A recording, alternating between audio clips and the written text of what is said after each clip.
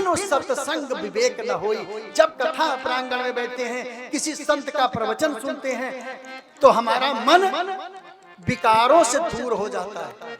और जब मन विकार से दूर होगा तो भगवान के चरणों में प्रीति बढ़ेगी। इसीलिए कहा जाता है कि बिना सत्संग के विवेक नहीं आता, ज्ञान नहीं जाता। और सत्संग भी उस प्रभु की कृपा से मिलता है। हम ऐसे कथा प्रांगण में नहीं जाते। कथा आदि में जाने में, तीर्थ यात्रा में जाने में, जहाँ तीर्थ यात्रा भगवान ने लीलाएं की हैं, वहां जा करके दर्शन करने में ये प्रभु की कृपा है, तभी हम निकल पाते हैं। नहीं तो इतने इमरजेंसी काम याद आ जाते हैं कि टिकट भी कैंसिल हो जाता है।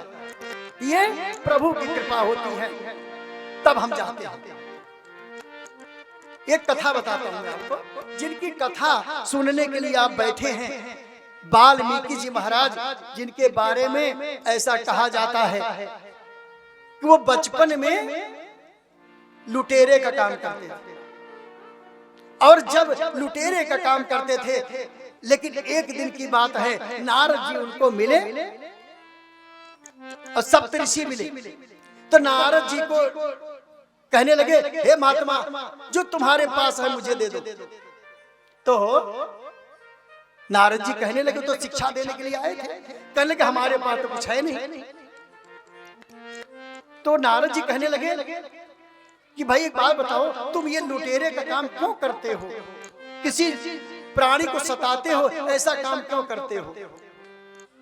तो वाल्मीकि कहने लगे, मैं अपने परिवार को पालता हूँ, मेरे पास कोई रोजगार नहीं है, और रोजगार नहीं है तो लूट पाट करके ही मैं धन कमाता हूँ और अपने बच्चों को, अपने परिवार को पालता हूँ। नारद जी कहने लगे, एक बात मैं बताऊं आपको। अरे एक बार जाके अपने परिवार से पूछ के तो आओ, अपने परिवार से पूछ के आओ कि जो तुम पाप की कमाई लाते हो उसमें तुम्हारा परिवार शरीक होता है या नहीं होता?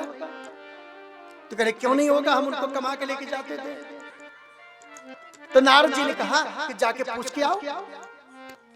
तो वाल्मीकि ने नारद जी को पेड़ में बांध दिया, और बांध करके अपने घर पहुंचे। अपने पिता से बोले कि जो मैं कमाई करके लाता हूँ, चाहे लूट कर लाता हूँ, कैसे भी लेके आता हूँ, उससे तुम्हारा हम पेट पालन करता हूँ, इसमें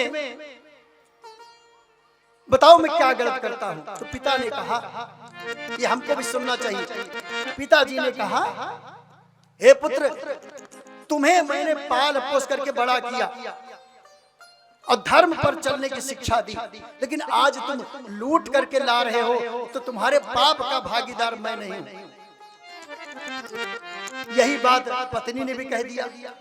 अब उनको बड़ा धक्का लगा, आए और नारद जी के चरणों में गिर गए।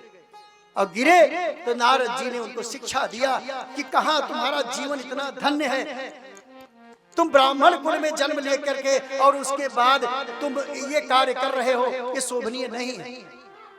तो वाल्मीकि जी आए, नारद जी के चरणों में गिरे और नारद जी ने उनको शिक्षा दिया। तो वाल्मीकि जी वहीं से घर नहीं गए, वन में चले गए, तपस्या करने लगे। और एक दिन नदी में स्नान कर रहे थे, तो देखते हैं एक हंस हंसनी का जोड़ा प्रेमालाप कर रहा था। और इतने में एक बहेलिया आया और उसने धनुष बाण लेकर के जो हंस का जोड़ा था उसको मार दिया। हंसनी रोने लगी और ये देख करके वाल्मीकि जी के मुंह से एक श्लोक निकला। कहने लगे कि अरे दो निष्पाप प्राणियों को किस बध ने मार दिया, ये तुमने महापाप कर दिया। एक श्लोक निकला उनके मुंह से। और उसके बाद वहीं से वाल्मीकि का जीवन सुधर गया और इतने बड़े ग्रंथ की रचना कर दिया। आज हमको भगवान वाल्मीकि कहते हैं। एक बार प्रेम से बोले वाल्मीकि महाराज की जय। तो ये है सत्संग का प्रभाव।